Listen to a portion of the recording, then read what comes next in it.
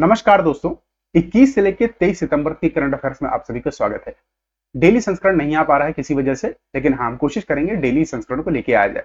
तो आइए most important जो बीते 3 दिनों में करंट अफेयर्स हुए हैं उन सभी को भी यहाँ देख लेते हैं।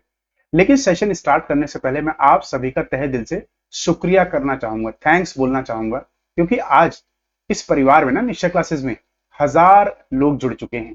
टोटल 1006 लोग इसमें जुड़ चुके हैं अभी। तो मैं तहे दिल से आप सभी का आभार व्यक्त करता हूं। और हाँ, इसी तरह फ्यूचर में, भविष्य में आप अपना प्यार बनाए रहिए। आपके सहयोग से मैं एक आपसे वादा करता हूं कि कभी हम इस पे फीक नहीं रखेंगे, ठीक है। जब भी हमारी वीडियो जब जब आती रहेंगी, जब भी आएंगी, हम कभी भी इस पे फी नहीं रखेंगे, ना कोई टेस्ट सीरीज की फी, सब कुछ फ्री में होगा।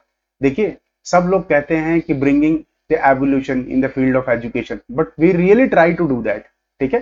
चलिए इसी के साथ आज पहले प्रश्न के साथ शुरुआत करते हैं। अगेन आप लोगों का धन्यवाद। तो पहला प्रश्न है, भारत का पहला शून्य कमीशन खाद्य वितरण ऐप किसने लॉन्च की है? ए वायु, बी रिलायंस, सी जेप्टो या डी स्विगी। तो इसका सही उत्तर है ए, वायु ने अभी हाल ही में इसको लॉन्च किया है। तो इसके संस्थापक कौन है, अगर उसका फाउंडर कौन है, तो सुनील शेट्टी। ये ध्यान किया, ठीक है, सुनील शेट्टी। इसके साथ साथ इसमें देखिए टाटा ने भी इन्वेस्ट किया है और साथ में ओला ने भी किया है, ठीक है, ओला। तो ये आपको ध्यान रखना है, 3 लोगों ने मिलकर इसमें इन्वेस्ट किया है। इसके साथ आपको बस जेप्टो को पता ही होगा, जेप्टो अभी ना यूनिकॉर्न बनी है, रिसेंटली एक यूनिकॉर्न बनी है। और स्विगी ये फूड डिलीवरी ऐप है ना, ये पता ही होगा, खाना पहुंचाता है, फूड डिलीवरी।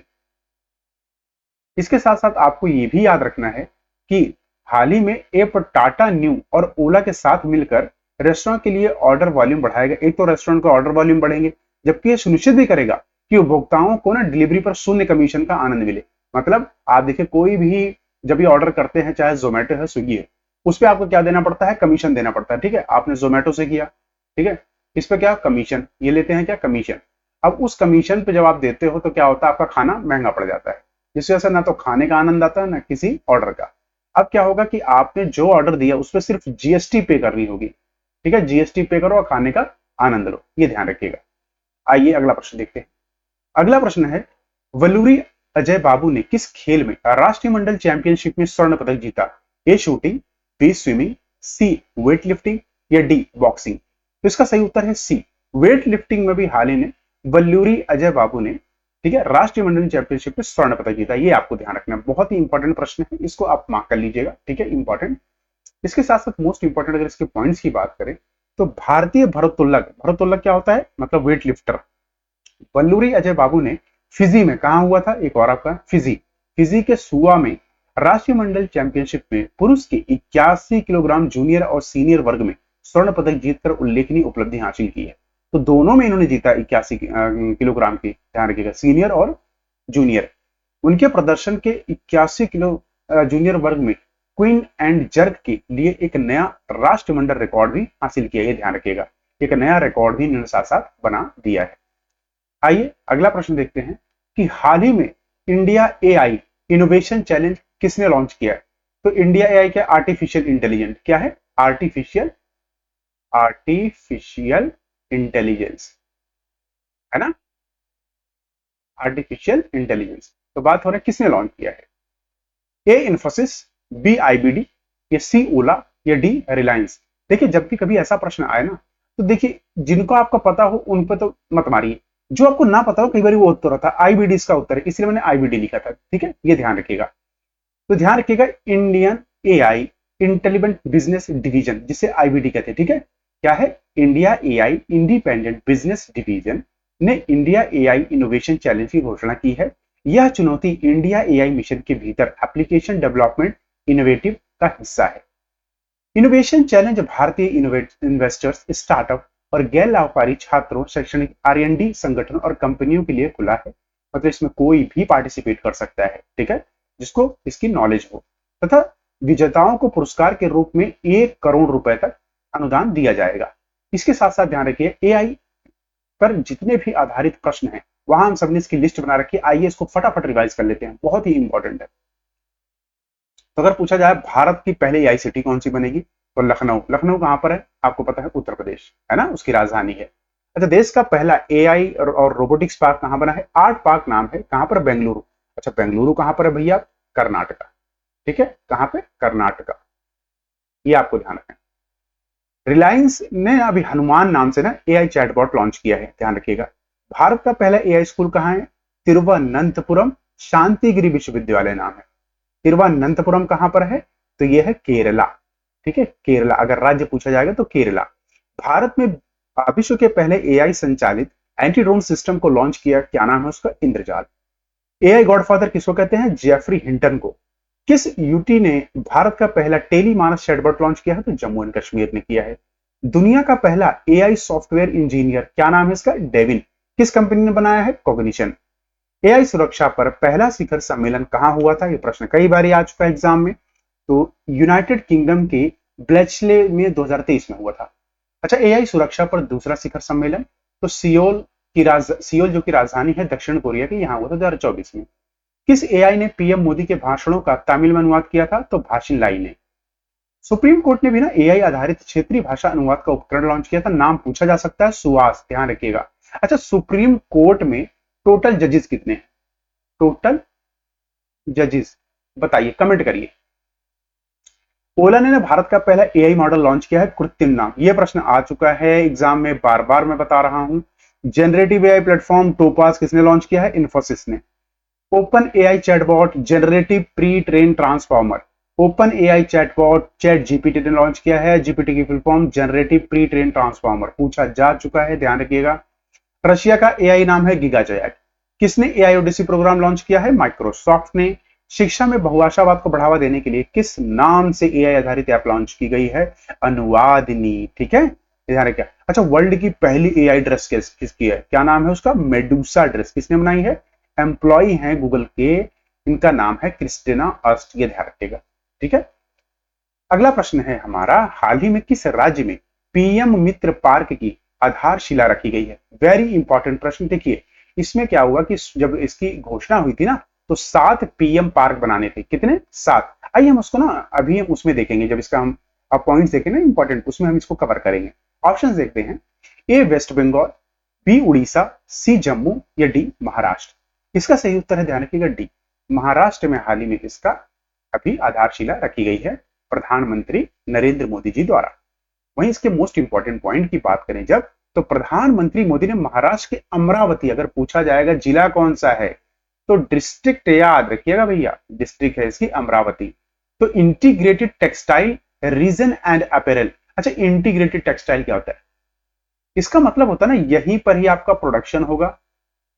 ठीक है, प्रोडक्शन होगा, यहीं पे स्पिनिंग होगी, यहीं पे वेबिंग होगी, सब कुछ यहीं होगा, कपड़ा पूरा यहीं तैयार हो जाए एक ही जगह। इंटीग्रेटेड का मतलब होता है ताकि लॉजिस्टिक कॉस्ट बचे आपकी, लॉजिस्टिक्स जो कॉस्ट है ना वो कम हो जाए, ये आपको ध्यान रखना है। अच्छा, साथ में ये ध्यान रखिए, आधारशिला इसकी जो रखी गई ना, इसका कितना? 1000 एकड़ में फैला है। ठीक है, भारत का पहला पीएम पार्क पूछा जा सकता है, तो प्रधानमंत्री ने मेगा एकीकृत वस्त्र क्षेत्र और पर्याधन पार्क विरुथर जिले में रखा गया था। कहां पे? तमिलनाडु। ध्यान रखिएगा, कहां? तमिलनाडु, ये ध्यान रखिएगा। अच्छा, उसके साथ साथ ये ध्यान रखें कि कपड़ा मंत्रालय ने 4445 करोड़ रुपए के कुल परिव्यक्त के साथ 7 मेगा एकीकृत वस्त्र क्षेत्र और परिधान पीएम पार्क जिसे बोलते हैं ना, को स्थापित करने के लिए एक अनुसूची जारी की है। इसमें कहां कहां है अब देख लीजिए। जैसे पार्क तमिलनाडु में है, तेलंगाना में, गुजरात में, कर्नाटक में, मध्य प्रदेश में, उत्तर प्रदेश में, महाराष्ट्र में। यह प्रश्न आ सकता है, कितने हैं टोटल? 7 राज्य। 7 में से कौन कौन से हैं? देखिए, 2 में तो टीटी है, तमिलनाडु तमिलनाडु, फिर जी है, फिर के है, फिर एम है, फिर ऊ है, फिर एम है। 2 में तो एम है। ठीक है, ये ध्यान रखिएगा, ऐसे याद कर लीजिए कुछ अपना बना के। आइए अगला प्रश्न देखते हैं। अगला प्रश्न है, हाल ही में भारत का तीसरा घरेलू निर्मित परमाणु रिएक्टर कौन सा बना है जिसने 700 मेगावाट उत्पादन हासिल किया? अगेन वेरी इंपॉर्टेंट प्रश्न। ठीक है, वेरी इंपॉर्टेंट। ए काकरापार, बी तारापुर, सी रावत भाटा या डी कुंदाकुलम। इसका सही उत्तर है सी रावत भाटा। अच्छा, रावत भाटा है कहां पे अगर मैं आपसे पूछूं? रावत भाटा है कहां? राजस्थान, ध्यान रखिएगा। ठीक है, ये मोस्ट इंपॉर्टेंट चीज है। तो कोयला, गैस और पनबिजली और पवन ऊर्जा के बाद परमाणु ऊर्जा भारत में बिजली का 5वां सबसे बड़ा स्रोत है। भारत का लक्ष्य 2047 तक शुद्ध शून्य संक्रमण के लिए 1 लाख मेगावाट परमाणु क्षमता का लक्ष्य है, ये ध्यान रखिएगा। भारत की स्थापित परमाणु ऊर्जा क्षमता 2031-30 तक 3 गुनी हो जाएगी। ठीक है, 3 गुनी, ये ध्यान रखिएगा। 2070 तक भारत का ऊर्जा संक्रमण शुद्ध शून्य होगी, ये ध्यान रखिए, जीरो होगी। ठीक है, हमारा एमिशन। वर्तमान में देश में स्थापित परमाणु ऊर्जा क्षमता 8180 मेगावाट है। प्रश्न आ सकता है, क्योंकि 24 परमाणु रिएक्टरों में फैली हुई है। तारापुर पालघर भारत, अगर पूछा जाए भारत का पहला कौन सा है, तारापुर पालघर, यह भारत के निर्मित पहला वाणिज्यिक परमाणु ऊर्जा स्टेशन है। ठीक है, यूएसए द्वारा इसको स्थापित किया गया था। वहीं अप्सरा, जो भारत का पहला परमाणु अनुसंधान रिएक्टर कमीशन किया गया था 14 अगस्त 1956, पूरी तरह भारत द्वारा, ये ध्यान रखिएगा। ये है मोस्ट इंपॉर्टेंट अगर मैं आपसे बात कर रहा हूं। ठीक है, इनका ध्यान। और प्लांट अंडर कंस्ट्रक्शन हैं, अब प्रपोज्ड जो भी प्लांट्स है वो सभी हमने यहाँ पे कवर कर ली है। ठीक है, जैसे कि देखो राजस्थान एटॉमिक पावर स्टेशन ये रहा, मध्य प्रदेश का आपका ये मध्य प्रदेश का मोस्ट इंपॉर्टेंट अगर कोई है तो ये देखो भीमपुर है। ठीक है, चुताका है। और तारापुर एटॉमिक पावर स्टेशन ये देखो आपका कहाँ पर है, महाराष्ट्र। ठीक है, ये ध्यान रखिएगा। ठीक है, और अच्छा राजस्थान के अगर हम देखा जाए तो देखिए राजस्थान में कौन कौन से हैं। एक तो आपका देखा जाए तो राजस्थान में ये माही वंसा है। ठीक है, माही वंसवारा जिसे कहते हैं। राजस्थान एटॉमिक या रावत भाटा जिसे आप बोल सकते हैं। ठीक है, नरोरा देख लीजिए यहाँ पर उत्तर प्रदेश में। ठीक है, कैगाय आपका नीचे है। तो प्रश्न आ जाता है कि कौन सा कहाँ पर है। कुंदाकुलम आपको ध्यान होना चाहिए, यहाँ पर है तमिलनाडु। ठीक है ना, ये ध्यान रखिएगा। तो कुछ कोई मोस्ट इंपॉर्टेंट है जो मैंने यहाँ को एक हफ्ते कवर करा दिए। आइए इसी के साथ अगला प्रश्न देखते हैं। अगला प्रश्न है, भारत का पहला बायोमेट्रिक भुगतान समाधान किसने लॉन्च किया है। Very important. तो ध्यान रखिए, इसका सही उत्तर है बी, पेयू ने इसको लॉन्च किया है। तो पेयू ने फ्लैश पे का अनावरण किया है। इसमें क्या होगा ना, जो कार्ड भुगतान के लिए एक उद्योग पहला बायोमेट्रिक पंजीकरण समाधान है। जैसे कि आप पहले तो जब भी कोई पेमेंट करते थे आपको ओटीपी डालना पड़ता था या फिर कोई हमको डालना पड़ता था पासवर्ड ना, अब उन्हें डालना पड़ेगा। आपका सीधा लेगा फेस, और फेस या फिंगरप्रिंट, उससे फटाफट आपकी पेमेंट हो जाएगी। ये ध्यान रखिएगा। अगला प्रश्न है, समाचारों में दिखाई देने वाला पोफ्रीरियोजन किससे संबंधित है। पेस्टिसाइड है, या वैक्सीन है, ब्लैक होल है, या एस्टेरॉइड है। इसका सही उत्तर है सी, ये कृषि कणा विकर है, मतलब ब्लैक होल है। ब्लैक होल क्या होता है ना, यूनिवर्स में एक ऐसा जिसे कहते हैं ना कि एक ऐसा प्रकार का आप बोल सकते हैं कि एनर्जी है, किस ऐसी प्रकार की एनर्जी होती है जो किसी को भी निगल सकती है। ठीक है, निगल सकती है, ये आपको ध्यान रखना है। ऐसी एनर्जी होती है, उसके अंदर कोई भी रोशनी हो या कुछ भी हो, बड़े बड़े तारा मंडल या ग्रह, ये सब को ये निगल सकती है। ये ध्यान, इसे कहते हैं ब्लैक होल।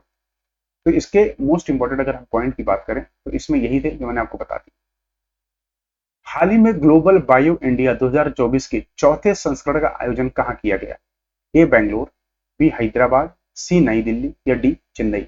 इसका सही उत्तर है सी, नई दिल्ली में इसका आयोजन अभी हाल ही में किया गया। ध्यान रखिएगा कौन सा, ग्लोबल बायो इंडिया 2024 का समय बहुत ही इंपॉर्टेंट है।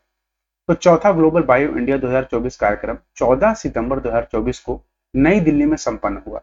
यह जैव प्रौद्योगिकी अनुसंधान विकास और निर्माण में भारत की क्षमता को प्रदर्शित करने वाला 3 दिवसीय कार्यक्रम था। यह आयोजन 2021 से प्रतिवर्ष किया जा रहा है। अगला प्रश्न है हमारा कि मलाबार अभ्यास का 28वां संस्करण कहां आयोजित किया जाएगा। A Japan, B India, C Australia, या डी यूएसए। इसका सही उत्तर है बी, भारत में इस साल इसका आयोजन किया जाए। भारत में कहां पे, तमिलनाडु। ठीक है, कहां पे, तमिलनाडु, ये आपको ध्यान रखना है। ठीक है, उसके साथ साथ मोस्ट इंपॉर्टेंट जितनी अभी हाल ही में एक्सरसाइज हुई है ना, हम यहाँ पे उन सबको कवर करेंगे, सबको कवर करेंगे, ये ध्यान रखिएगा। ठीक है, ये आपका ध्यान रखिएगा मोस्ट इंपॉर्टेंट। जैसे कि तरंग शक्ति, ये पहला था ग्लोबल एयर एक्सरसाइज जिसमें पूरी कंट्रीज ने पार्टिसिपेट किया था, इंडिया में आयोजित हुआ था। पूरी कंट्रीज मतलब मोस्ट इंपॉर्टेंट कंट्रीज में जिसमें। ठीक है, अगला है मित्र शक्ति, जो श्रीलंका के साथ भारत हर वर्ष इसको आयोजित करता है। दोस्ती एक्सरसाइज इंडिया मालदीव श्रीलंका के बीच में होती है, मालदीव में इस साल हुआ था। लेमिडे एक्सरसाइज इंडिया और सिचिलीज के बीच में होती है, इस साल सिचिलीज में हुआ था। ठीक है, सब 2024 की है, ध्यान रखिएगा 2024। कटलस एक्सप्रेस एक्सरसाइज आईएनएस तीर ने पार्टिसिपेट किया था, 16 कंट्रीज ने इसमें टोटल पार्टिसिपेट किया था। हमारी तरफ से कौन सा गया था, आईएनएस तीर। तो पोर्ट विक्टोरिया सिचिलीज में हुआ था। ठीक है, ये भी 2024 का है, सारा 2024, ऑल 2024, ये ध्यान रखिएगा। वहीं Sea defender exercise India USA और पोर्ट ब्लेयर में हुआ था, समुद्र लक्ष्मण एक्सरसाइज इंडिया और मलेशिया के बीच में होता है, विशाखापट्टनम में हुआ था। Tiger Trump exercise US India के बीच में होता है, ईस्ट कोस्ट ऑफ इंडिया पे हुआ था। गगन शक्ति एक्सरसाइज इंडियन एयरफोर्स ऑर्गेनाइज कराती है। धर्मा गार्जियन एक्सरसाइज भारत और जापान के बीच में होता है, राजस्थान में हुआ था इस बार। दस्तिलेक एक्सरसाइज भारत और उज्बेकिस्तान के बीच में होती है, उज्बेकिस्तान में हुआ था। सागर कवच सेकंड एडिशन था, सभी समुद्री सुरक्षा एजेंसियां भाग लेती हैं, लक्षद्वीप में हुआ था। काइजिंग सहयोग इंडिया और जापान के बीच में था, चेन्नई में हुआ था। डेजर्ट साइक्लोन इंडिया यूएई के बीच में हुआ था, राजस्थान में हुआ था। अयुथामा एक्सरसाइज इंडिया और थाईलैंड के बीच में होती है। साइक्लोन एक्सरसाइज इंडिया और इजिप्ट के बीच में। खंजर एक्सरसाइज इंडिया और किर्गिस्तान के इस साल एचपी के बालाकोट में हुआ था, ध्यान रखिए 2024 का। वहीं Sea Defender Steadfast Defender 2024 NATO करवाता है, इसको सैन्य अभ्यास है। और Desert Knight exercise India France UAE के बीच में अरेबियन सी में हुआ था। वायु शक्ति इंडियन एयरफोर्स और पोखरण राजस्थान में होता, ध्यान रखें, ठीक है।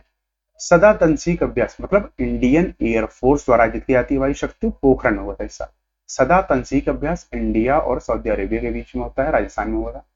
मिलान एक्सरसाइज इंडिया नेवल फोर्सेस के बीच में होता है, विशाखापट्टनम में हुआ था। और गरुण फ्रांस और इंडिया के बीच में होती है। वज्र प्रहार यूएसए इंडिया, युद्ध अभ्यास इंडिया इंडिया यूएसए। अच्छा, ये हमारे घरेलू अभ्यास है कुछ मोस्ट इंपॉर्टेंट, जैसे गांडीव विजय सेना द्वारा, पश्चिम लहर नौसेना द्वारा, वायु शक्ति वायुसेना द्वारा और विजय प्रहार सेना द्वारा। आइए अगला प्रश्न देखते हैं। अगला प्रश्न है, हाल ही में खबरों में देखा गया वट्टू जुजू क्या है? एक सेलेबल अल्फाबेट है, नॉर्थ ईस्टर्न फेस्टिवल है, या मार्शल आर्ट है, या क्लासिकल डांस? तो ये क्या है? एक सेलेबिक अल्फाबेट है, शाब्दांश वर्णमाला, ध्यान रखिए क्या है? शाब्दांश वर्णमाला। तो हाल ही में ये अभी न्यूज में था, तो कैसे कि पुरातत्वियों को हाल ही में ना तमिलनाडु के तिरुपुर में जिले में थलीकेश्वर मंदिर में वट्टू पिजू आर 8 तमिल शिलान्यास मिले हैं, जो कि 1100 वर्ष पुराने हैं, ठीक है। तो तमिलनाडु, केरल और श्रीलंका में इस्तेमाल की जाने वाली एक शब्दार्थ लिपि वट्टू झुथु का उपयोग तमिल और मलयालम लिखने के लिए किया जाता था, ये ध्यान रखिएगा। वहीं अगर बात करें तो तमिलनाडु की, तो यहाँ के गवर्नर है आर एन रवि और यहाँ के चीफ मिनिस्टर हैं एम के स्टालिन, जो कि डीएमके से। नेक्स्ट क्वेश्चन है, अंतरराष्ट्रीय शांति दिवस कब मनाया जाता है? 21 सितंबर, 19 सितंबर, या 25 सितंबर, या 16 सितंबर? इसका सही उत्तर है ए, 21 सितंबर को प्रति वर्ष इंटरनेशनल डे फॉर पीस मनाया जाता है, ध्यान रखिएगा, ठीक है। तो 21 सितंबर को आता है इंटर डे ऑफ पीस। तो इस साल क्या था? कल्टीवेटिंग अ कल्चरल पीस, ये ध्यान रखिएगा, ठीक है।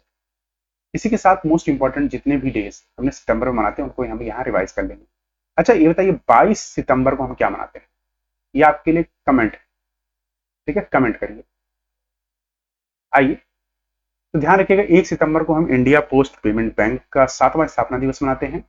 2 सितंबर को हम विश्व नारियल दिवस, 3 सितंबर को गगनचुंबी इमारत दिवस, 5 सितंबर को अंतरराष्ट्रीय चैरिटी दिवस मनाते हैं, 6 सितंबर को राष्ट्रीय पुस्तक वाचन दिवस, 7 सितंबर को हम बहुत सारे दिवस मनाते हैं, जैसे कि अंतरराष्ट्रीय गिद्ध जागरूकता दिवस, नेशनल इंजीनियर्स डे, अंतरराष्ट्रीय पुलिस सहयोग दिवस, विश्व भौतिक चिकित्सा दिवस, लोकतंत्र दिवस, ठीक है। 8 सितंबर को अंतरराष्ट्रीय साक्षरता दिवस मनाते हैं। 10 सितंबर को हम विश्व आत्महत्या रोकथाम दिवस मनाते हैं। 11 सितंबर को हम राष्ट्रीय वन शहीद दिवस मनाते हैं। 12 सितंबर को हम मनाते हैं international day for South South cooperation. 13 सितंबर को हम विश्व सेप्सिस दिवस मनाते हैं। 14 सितंबर को विश्व प्राथमिक उपचार दिवस मनाते हैं, ठीक है। और इसी दिन ही हम हिंदी दिवस भी मनाते हैं, सितंबर का दूसरा शनिवार को। विश्व ओजोन दिवस कब मनाते हैं? 16 सितंबर को। वहीं विश्व रोगी सुरक्षा दिवस 17 सितंबर को। 21 को मैंने आपको बता ही दिया है, विश्व शांति दिवस। अगला प्रश्न है, हाल ही में 19वीं दिव्य कला मेला का उद्घाटन कहां किया गया था? Very important, very important. A Visakhapatnam, B Kochi, C New Delhi, या डी इंदौर? तो ध्यान रखिएगा इसका अभी उद्घाटन हाल ही फिलहाल में बिल्कुल आंध्र प्रदेश के विशाखापट्टनम में हुआ था। कहां है? विशाखापट्टनम। तो आंध्र प्रदेश के राज्यपाल श्री एस अब्दुल्ला नजीर द्वारा विशाखापट्टनम में 19वें दिव्य कला मेला का उद्घाटन किया गया। वहीं एनडीडीसी योजनाओं के तहत 10 दिव्यांग लाभार्थियों को रियायती दर पर 40 लाख रुपए प्रदान किए जाएंगे। देखिए, बहुत अच्छी पहल है। आपने देखा होगा जो दिव्यांग होते हैं, अगर उनके पास कोई सहारा नहीं है तो उनका जीवन इतनी कठिनाइयों से भरा होता है, आप उसके बारे में कल्पना नहीं कर सकते। एक दिन अपना हाथ या पैर बांध के देख लीजिए और कोशिश करिए 3 अपने उनसे अंगों से एक को काम करने का। मैं कह रहा हूं आप अपने मान जाएंगे कि हाँ, दिव्यांगों के लिए बहुत अच्छी पहल है, ठीक है। अच्छा, मेले में ना 20 राज्यों और केंद्र शासित प्रदेशों के 100 दिव्यांग कारीगरों को उत्पादों का प्रदर्शन किया गया, जो लोकल फॉर लोकल पर आधारित है, ध्यान रखिएगा, ठीक है, उसको बढ़ावा देने के लिए। आइए अगला प्रश्न देखते हैं। अगला प्रश्न है, हाल ही में किस मंत्रालय ने अंतरराष्ट्रीय वाष्प सम्मेलन 2024 का आयोजन किया? A, ministry of agriculture, B, MOE मतलब ministry of environment and climate change, कौन सी है? एनवायरमेंट, एनवायरमेंट और क्लाइमेट चेंज। तो अगला है मिनिस्ट्री ऑफ जल शक्ति या D, ministry of rural development. तो इसका सही उत्तर है सी, जल शक्ति मंत्रालय द्वारा इसका हाल ही में अनावरण किया गया। इसके मोस्ट इंपॉर्टेंट अगर पॉइंट की बात करें तो जल शक्ति मंत्रालय ने पेयजल और स्वच्छता विभाग द्वारा आयोजित राष्ट्रीय वाष्प सम्मेलन 2024 नई दिल्ली में 17 से 27 सितंबर तक आयोजित किया गया। इसका उद्देश्य वर्तमान और भविष्य की पीढ़ियों के लिए समान और कुशल जल संसाधन उपयोग के लिए संवाद और सहयोग को बढ़ावा देना है। सम्मेलन का विषय क्या था अगर पूछा जा सकता है? थीम, ठीक है, क्या है थीम, क्या है? तो ग्रामीण जल आपूर्ति को बनाए रखना, और यह वैश्विक जल स्वच्छता और स्वच्छता वाश, इसका फुल फॉर्म, चुनौतियों को संबोधित करने पर ध्यान केंद्रित करेगा, ये ध्यान रखिएगा। अगला प्रश्न देखते हैं कि किस राज्य ने हाल ही में 14वीं हॉकी इंडिया जूनियर पुरुष राष्ट्रीय चैंपियनशिप 2024 जीती? ए हरियाणा, बी गुजरात, सी पंजाब या डी उत्तर प्रदेश। इसका सही उत्तर है सी, पंजाब ने हाल ही में यह अपने नाम किया है। बहुत बड़ी जीत है पंजाब की है। और इसके साथ आपको याद रखना कि पंजाब ने जलंधर के olympian Surjit Singh hockey stadium, कई बार स्टेडियम का नाम भी पूछा जा सकता है, ध्यान रखिएगा, में उत्तर प्रदेश को हराया था। किसको हराया था? उत्तर प्रदेश को हराया, ये ध्यान रखिएगा, ठीक है। तो राष्ट्रीय चैंपियनशिप 2024 इन्होंने जीत ली, 14वां संस्करण था ये। वही भारतीय जूनियर पुरुष के हॉकी टीम के अभी कोच बने हैं कौन? पीआर श्रीजेश। इन्होंने ओलंपिक्स में ना भारत को, ओलंपिक्स में भारत को मदद करी है हॉकी में ब्रॉन्ज मेडल जीतने में, ठीक है, ये ध्यान रखिएगा। आइए इसी के साथ अगला प्रश्न देखते हैं कि हाल ही में नदी उत्सव 2024 का उद्घाटन कहां किया गया था? नदी उत्सव, ए गुजरात, बी उत्तर प्रदेश, सी हरियाणा या डी दिल्ली। तो ध्यान रखिए इसका सही उत्तर है डी, नई दिल्ली में हाल ही में इसका अनावरण किया गया था। तो नदी उत्सव 2024 का उद्घाटन नई दिल्ली के इंदिरा गांधी राष्ट्रीय कला केंद्र आईजीएन में किया गया था। त्योहार का 5वां संस्करण था, रिवर्स इन रिवर्स। इसका इस बार का थीम क्या था? Reverse in reverse, making of a life line विषय पर केंद्रित है, ये ध्यान रखिएगा, जो नदी के पारिस्थितिक तंत्र और उनके सांस्कृतिक महत्व पर प्रकाश डालता है। वेरी इंपॉर्टेंट, ध्यान रखिएगा। अगला प्रश्न है, स्क्वायर किलोमीटर एरे टेलीस्कोप जिसे हाल ही में समाचारों में देखा गया किन देशों में सहज स्थिति है? इंडिया और रशिया के बीच में, चाइना और जापान के बीच में, ऑस्ट्रेलिया एंड साउथ अफ्रीका के बीच में, फ्रांस और इंडिया के बीच में। इसका सही उत्तर है सी, ऑस्ट्रेलिया और साउथ अफ्रीका के बीच में यह स्थित है, ठीक है, इन्होंने मिलकर इसको डेवलप किया है। तो मोस्ट इंपॉर्टेंट जो इसका पॉइंट है यही है। तो पूछा जा सकता है कि भाई स्क्वायर किलोमीटर एरे टेलीस्कोप किसके बीच में? तो ध्यान रखिए ऑस्ट्रेलिया और साउथ अफ्रीका, ये ध्यान रखें। इसके साथ साथ मोस्ट इंपॉर्टेंट ये दुनिया का सबसे बड़ा टेलीस्कोप है, ठीक है, the square kilometre array world's largest radio telescope, ठीक है। ये started the first observation marking the partial function. अभी हाल ही में ना इसका जो शुरू हुआ है, अभी पूरी तरह शुरू नहीं हुआ है, आधा अधूरा स्टार्ट हुआ है, लेकिन हाँ विश्व का सबसे बड़ा टेलीस्कोप है रेडियो टेलीस्कोप, ये ध्यान रखिएगा आप। इसका हेडक्वार्टर कहाँ है? तो हेडक्वार्टर इसका ध्यान रखिए यूके में, ठीक है, हेडक्वार्टर कहाँ है? यूके में। इसी के साथ यह संस्करण पूरा हुआ। आप सभी का धन्यवाद। कल फिर मिलेंगे नए करंट अफेयर्स के साथ। तक अपना ख्याल रखिए। जय हिंद, जय भारत। पर हाँ, आपका एक बार फिर से शुक्रिया कि आज 1006 लोग मेरी फैमिली के मेंबर हैं, आप सब इसके पार्ट हैं। Thank you so much.